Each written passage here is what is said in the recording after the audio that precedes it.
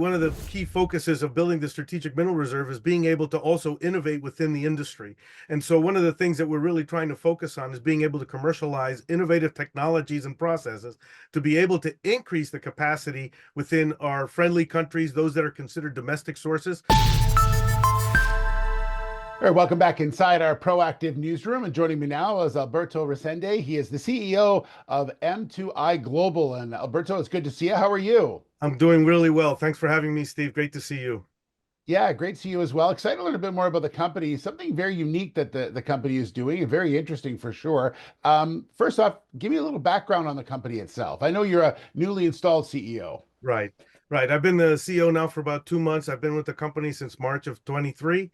I came in as the COO, always at a long-term kind of succession planning process.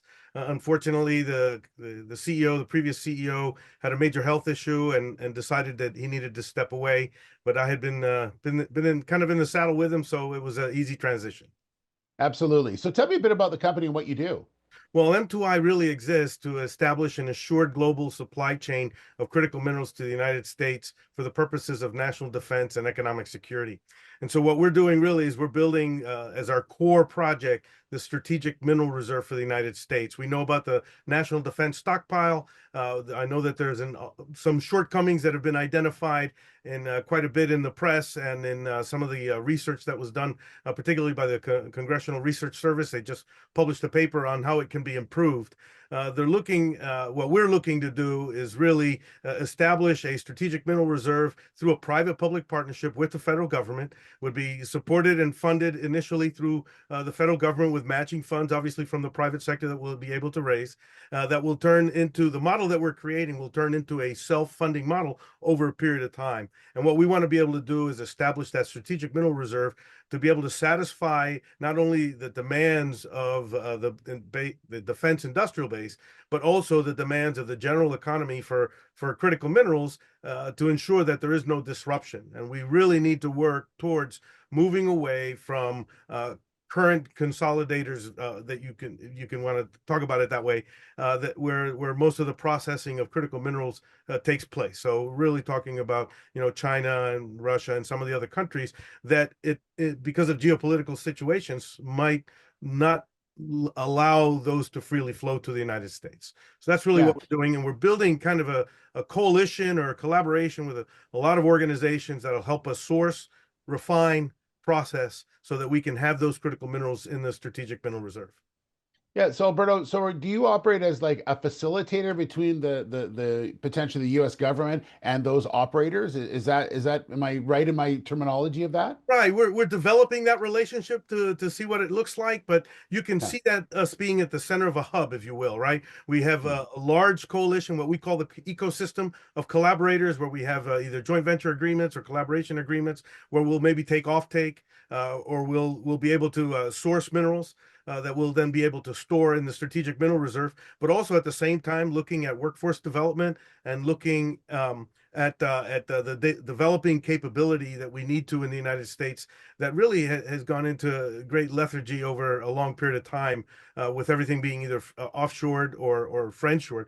And so we need to come back to the focus of friendshoring and the big focus of bringing the capabilities back to the United States to be able to process and refine minerals, including the increasing ability to actually source minerals right from the United States. We have great capacities in the United States. We have resources, and we just have to get to the point where we can facilitate creating that extraction again in the United States. And one of those partnerships you talked about, you recently announced with Linecrest. They're out of Australia, I believe. Tell me Right. a bit about this one and how this fits into what you were just describing. Well, at the end of the day, one of the key focuses of building the strategic mineral reserve is being able to also innovate within the industry. And so one of the things that we're really trying to focus on is being able to commercialize innovative technologies and processes to be able to increase the capacity within our friendly countries, those that are considered domestic sources. I know that the NDAA in 2024 kind of expanded the definition of domestic sourcing to Australia as well. And so we have a joint venture partner in Australia. And through that, we've been able to come across a lot of different innovative technologies, and Linecrest being one of those, that uses innovative processes to bring together and kind of consolidate these processes, utilizing some technologies to be able to increase the yield in being able to process minerals on site as they're being extracted.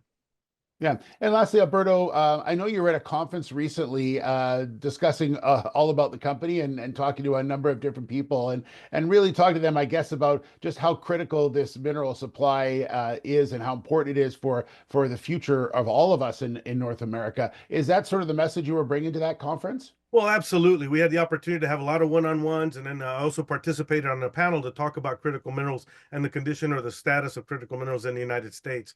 And one of the key things that I found that I took away was that it resonates with every single person that we spoke about as far as building this strategic mineral reserve. We know that something needs to happen, and I know that everybody talks about it, but nobody's doing anything about it. And so we're taking that step to build a strategic mineral reserve. Also, talking about collaboration, we realize that, yeah, there may be competition within our industry, but at the end of the day, to build something like this, we all need to collaborate together. So those are two key points that we walked away with: how important the strategic mineral reserve, how it resonates with folks, and how the understanding that we need to be able to work together to do it will help make it happen. Absolutely. Alberto, thank you so much. Great to catch up with you, and we look forward to our next conversation. Okay. Thanks very much, Steve. Thanks for your time. All right. There's Alberto Resende. He is the CEO of M2I Global.